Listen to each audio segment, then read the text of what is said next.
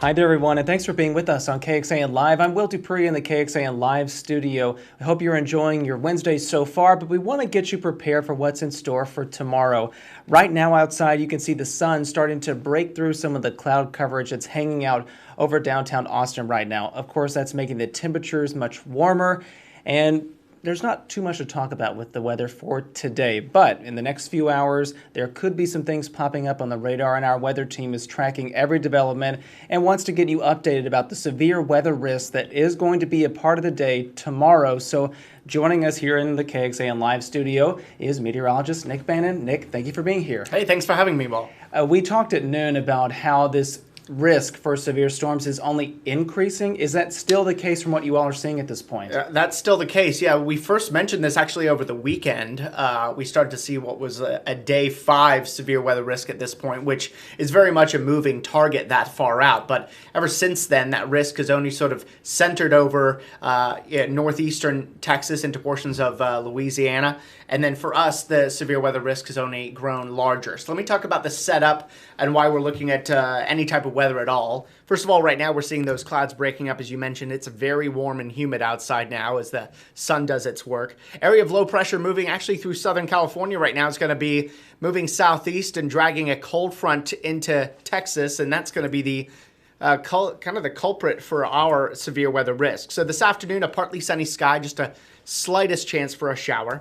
But then as we head through the overnight hours, we're actually looking at 2 rounds of storms tomorrow. The first round is an early morning round, and I mean early, say 2, 3 in the morning, we could start seeing some storms coming through. This is 5 in the morning, so your morning commute may feature some wet weather or storminess, or at least some leftover puddles from previous wet weather and storms. But you can see there, 7 o'clock in the morning, round 1 goes through, and by late morning, it wraps up. There is a low severe weather risk in the morning, but it is not our primary concern. Our primary severe weather risk, we think, is going to come during the mid to late afternoon and into tomorrow evening. Notice we think mid-afternoon tomorrow, kind of get a little bit of a lull. The clouds break apart, the sun comes out, we warm up, and that could further help to destabilize the atmosphere ahead of the cold front that arrives, bringing our severe weather chances. And you can see here, storms coming into the hill country after about 3 o'clock or so. This is 4:30, entering the metro as we get closer to 6. So the evening commute, certainly the later evening commutes, could certainly be impacted here for Thursday. And even the morning commute could be as well with round 1, but the evening commute would feature the risk for the highest chances of severe weather. Storms ongoing 7 o'clock and moving into our eastern counties before pulling out, we expect by about 9 or 10 o'clock at night. There's some timing differences among some of our computer models about just how quickly the storms get going in the hill country and how quickly they exit our eastern counties. So I want to kind of break apart the different computer model scenarios we're looking at, show you both the earliest and latest times that we're expecting storms to arrive. This is not how long storms will last, but when the first storms could get to you. And we've gone with 3-hour windows at this point. Hopefully we can shrink these down to a 2-hour window as we gain better confidence on timing. But we think the hill country storms start between 3 and 6. They start in the metro between 5 and 8 Thursday evening. This is for that second round, remember. There's going to be an initial round in the morning. And then for our eastern counties, between 6 and 9 tomorrow evening, those storms arrive, and then they may last 2 or 3 hours once they do head into the area. How much rain are we looking at? Well, we think a broad brushing 1/4 inch to an inch of rain will get many of us wet, but as is often the case with thunderstorms, you can get isolated amounts of, say, 2, 3 inches or so. Flash flooding is not our greatest concern tomorrow because we think the storms are going to be moving at a decent pace, but certainly something to be aware of, especially if you're driving into heavy rain during the evening commute. Now let me talk about that severe weather risk from the Storm Prediction Center. Will and I, we were talking about this at noon because just before noon, this data came in that enhanced the severe weather risk for parts of central Texas. Well, you remember this. We jumped into a category 3 out of 5 severe weather risk for parts of the area. And with that increased risk, what are the biggest chances that we could see? Is it rain? Is it lightning? What kinds of things are we expecting? Yeah, so rain and lightning are almost a guarantee for the majority of the area here tomorrow. Severe weather itself, though, is talking about things like tornadoes, large hail or damaging winds. And the farther north and east you go, the higher the risk for all three of those modes of severe weather. The extreme highest risk of severe weather, though, extends northeast of our area, where that level 4 out of 5 severe weather risk or moderate severe weather risk is. Here's what we're thinking is the greatest concern of the different types of severe weather, though, and that would be damaging wind with gusts of 50 to 70 miles per hour. We already have a wind advisory issued for most of the area for the wind, but the wind would only get kicked up a notch as storms move through.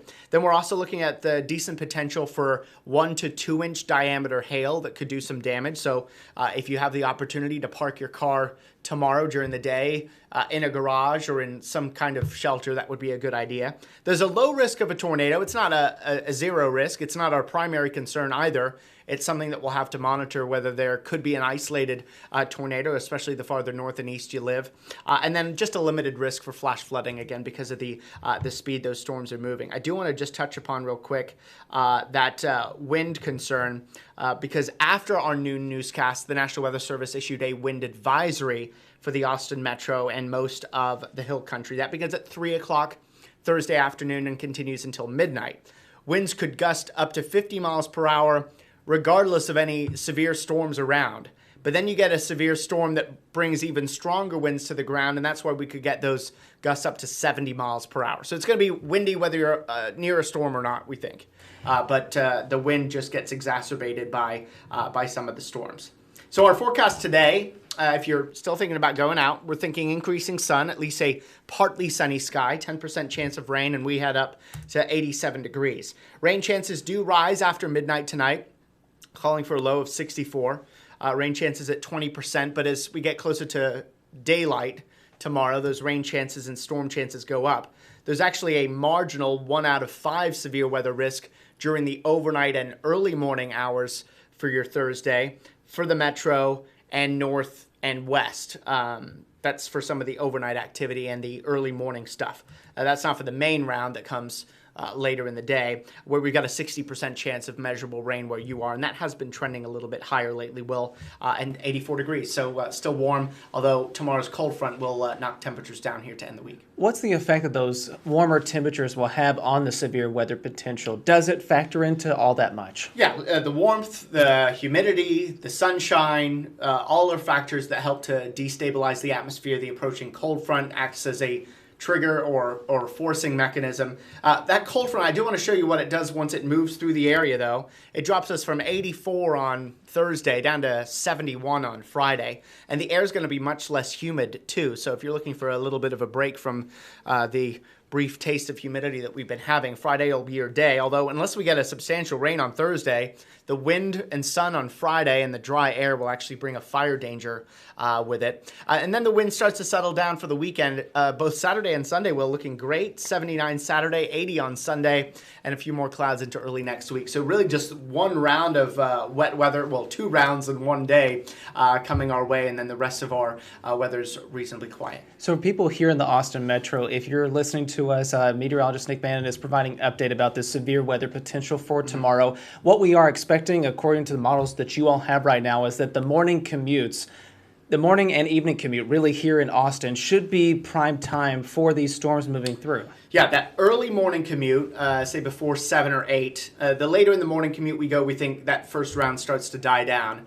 And then that evening commute, when we start seeing that secondary round of storms move through the area. And again, it's this timing that could have an impact on your commute. Of course, if it's on the earlier end of this timing in the Austin Metro, closer to 5, 6 o'clock, then we could be in with more trouble, more cars on the road. That could cause problems with the locally heavy rain, as well as if we have damaging winds, large hail, or even a tornado. Then it becomes a question of knowing where to go as you're driving out and about. And of course, we always say seek a sturdy shelter. You don't want to be kind of hunkering down under an overpass or even just in your car. And this is really the first severe weather risk that we've had pretty much for this entire year so far. Yeah, March begins unofficial severe weather season for us here in Central Texas, and just check the calendar again, and it's March 1st, so right I know on I had cue. to remind myself about that too. Yeah, all the way through the first half of June is our typical severe weather season. Usually peaks in May, but we did have our tornado outbreak last March, if you remember. This is the time that we start talking about more severe weather potential, and typically as we go through the severe weather season from March through it peaking in May, week by week you just get more and more frequent chances or possibilities for severe weather in the area before things really sort of tail off in June as the summer heat takes over and then we go back to dry again. Nick, remind people at home about some of the resources they can access to kind of stay on top of what's happening with the forecast out there. Yeah, so we of course have our KXAN weather app, which we hand tailor to the forecast for where we live. There's many weather apps out there that pick one computer model and they stick with it the entire time. But then if that model's having a bad day, then you get a bad forecast. We look at all the different models and we put in the numbers ourselves. We put in the chances of rain ourselves. We update the videos in the app throughout the day and also on the KXAN website as well, kxan.com. So the KXAN weather app is a great tool, and you can sign up for alerts for where you live as well, so that even if you're traveling, you can have it follow you. And if you're in Austin, you get the alerts for Austin. And then if you go home to Georgetown, you get the alerts in Georgetown or wherever you're living. And then you're not getting needless alerts, because those can be annoying if you don't want them to. There's also NOAA weather radios. Those are a good purchase to buy as well. Those can keep you alert through the night and through the day. You can also set those to very specific warnings to wake you up in the middle of the night. Should you lose power, should cell phone signals be down, that type of thing, that can be helpful to have. All right, meteorologist Nick Bannon, and I know that all of you will be here as part of our weather team going through the forecast, so people can really tune in and follow what's happening. Yeah, we've all been in today, and we've adjusted our schedules tomorrow so that there's more of us around more often through the day and later into the evening, so that we can all keep an eye on things and keep people safe at home. We'll be running crawls on the TV if needed. We'll be hopping into programming and cutting over some things if the severe weather warrants it. And of course, we'll keep you updated online, on social as well, and all the good places. You all know what to do at home. Follow the KXAN First Warning Weather Team for all the latest updates. Meteorologist Nick Bannon, thank you again. Thanks for having me. All right, everybody, more resources are available at kxan.com too, so we'll send you there for full forecast details. Thanks again for watching here this afternoon. We will see you back here at another time. Hope you all stay safe and healthy. Take care.